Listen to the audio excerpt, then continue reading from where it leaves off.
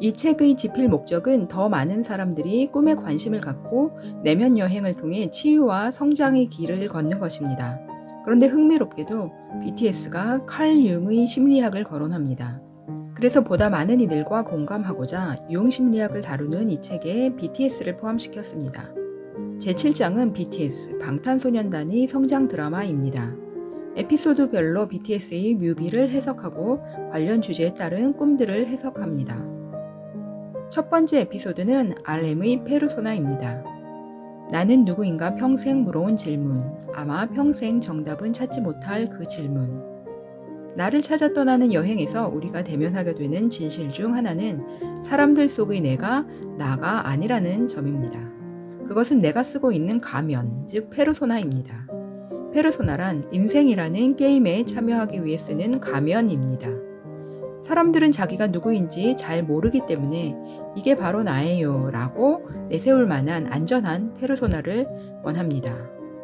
페르소나 콤플렉스에 사로잡힌 사람들은 진짜 자기를 보지 못하기 때문에 외모나 소유물, 명예 등 외적 요인에 집착합니다.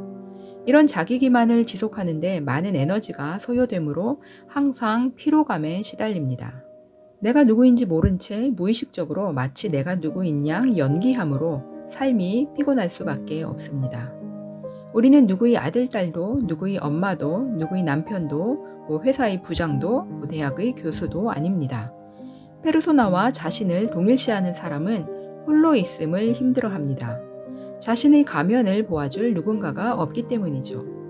철저히 혼자가 될 때 우리는 우리 내면을 들여다보고 우리 자신의 진실에 대해 자각하게 됩니다. 그러나 남준의 가사처럼 내가 누구인지 정답은 아마도 평생 찾지 못할 수 있습니다. 그 이유는 오즈의 꿈나라의 다음 시리즈에서 차차 밝혀질 것입니다. 두 번째 에피소드는 슈가의 그림자입니다. 빛이 강할수록 그림자가 짙어지듯 자아가 강해질수록 그림자의 어두움도 짙어집니다. 도망쳐봤자 날 따라오는 저 빛과 비례하는 내 그림자.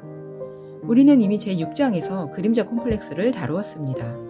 우리 내면의 어두움을 거부하고 억압하면 그림자는 더 큰 괴물이 되어 우리 삶을 습격합니다. 현명한 슈가는 그래 너는 나고 나는 너야 이젠 알겠지 라며 그림자를 수용합니다. 나의 그림자를 타인에게 전가하지 않고 스스로 수용할 때 심리 에너지의 창조적 변환이 일어납니다. 세 번째 에피소드는 뷔의 내면아이입니다.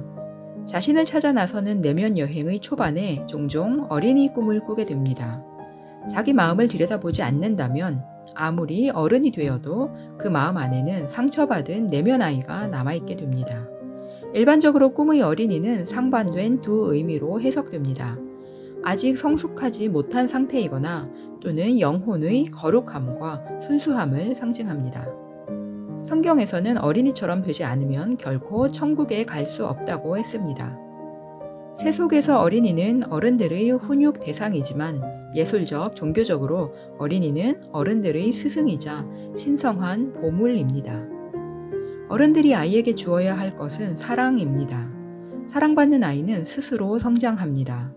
그러나 사랑받지 못하고 방치된 아이는 마음에 심각한 상처를 입습니다. 그 아이는 스스로 자신을 사랑해 주어야 합니다. 어제의 너 이젠 다 보여. 움트던 장미 속 많은 가시 안아주고 싶어 라는 뷔의 따스한 가사처럼 말이죠. 네 번째 에피소드는 NO 갇힌 아이들을 구하라입니다. 아이가 성장하려면 꿈을 펼칠 안전하고 편안한 환경이 조성되어야 합니다. 아이를 쇠사슬에 묶어놓고 성장을 강요할 수는 없습니다. 그런데 한국의 교육 현실이란 어떻습니까? 건축가 유현준 교수는 근대화의 지난 100년간 전화기, 비행기, 자동차 등 모두 원래 모습을 알아볼 수 없을 정도로 변했지만 학교는 하나도 변한 것이 없다고 성토합니다. 동문학자 김누리 교수는 정상적인 자아를 갖춘 아이도 한국 교육 시스템에 12년 동안 넣으면 나올 때는 완전히 짓밟히고 찌그러져 개성과 자아가 거의 상실된 인간으로 나온다며 탄식합니다. 그러나 방탄의 뮤비에서는 꿈같은 일이 벌어집니다. 교사가 주는 알약을 받아먹으며 학교 감옥에 갇힌 소년들이 교사의 곤봉에 맞서 시스템을 폭파시키고 학교를 보란듯 탈출합니다. 과거에 신화가 집단의 꿈이었다면 이제는 영화, 드라마, 가요 같은 대중문화가 집단의 꿈입니다. BTS를 분석한 어느 논문에서는 BTS의 현실 비판적 가사에 청소년 90% 이상이 공감한다며 BTS 현상을 거울로 현 교육 시스템을 과감히 개혁할 필요가 있음을 주장합니다. 5번째 에피소드는 정국의 가시와 소라피리입니다. BTS의 많은 뮤비들이 마치 꿈의 해석과 같은 상징 해석을 요구하지만 그 중에서도 특히 O는 종교적이기까지 한 상징성을 내포합니다. 뮤비의 시작은 전쟁과도 같은 내적 갈등과 불안을 묘사합니다. 그런데 이를 극복하기 위한 희생의 역할을 막내 정국이 맡습니다. 부모에게 버림받은 막내딸이 결국 자신을 희생하여 부모를 살려낸다는 바리공주의 신화가 떠오릅니다. 정국은 물을 찾아 달리고 또 달립니다. 꿈에서 물은 영혼의 정화를 뜻합니다. 그런데 정국의 손에는 가시덤불이 얽혀 있습니다. 여러 유튜버들이 이 가시덤불을 그리스도의 가시관으로 해석하는데 가시덤불의 상징성은 그보다 3000년이나 더 앞선 서사 문학에 등장합니다. 인류 최초의 서사시 꿈의 기록이라고 말하는 길가메시 이야기입니다. 성경의 노아의 방주는 길가메시 서사시의 대홍수 멸망설의 패러디이기도 합니다. 사랑하는 이 죽음이라는 삶의 비극을 맞게 된 길가메시는 영생의 비밀을 찾아 나섭니다. 그 길에서 만난 현명한 자 우트나 파시팀은 불로초를 구하려면 바다 및 시면으로 내려가야 한다고 말합니다. 길가메시는 용감하게 시면으로 내려가 불로초를 움켜잡습니다. 그런데 놀랍게도 그것은 가시덤불이었습니다. 가시가 길가메시의 손을 아프게 찌릅니다.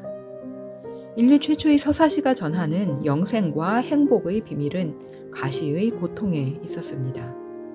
종교학자 주원주는 모세의 떨기나무도 가시덤불이었다며 가시는 최고의 깨달음을 상징한다고 말합니다. 놀라운 점은 붓다 가르침의 핵심인 사성제의 첫 번째 진리도 고통의 진리라는 점입니다. 고통을 모르는 자는 영원한 행복과 지혜에 이를 수 없습니다. 6번째 에피소드는 Love Myself입니다. 우리가 자신을 얼마나 어떻게 사랑하는지가 우리의 성장 수준 그리고 나와 타인의 관계를 말해줍니다. BTS의 성장 드라마도 내면 여행의 해답을 자기 자신에 대한 사랑이라고 말합니다. 어쩌면 누군가를 사랑하는 것보다 더 어려운 게 나 자신을 사랑하는 거야. 시작의 처음부터 끝의 마지막까지 해답은 오직 하나, Love Myself. 시청 감사합니다.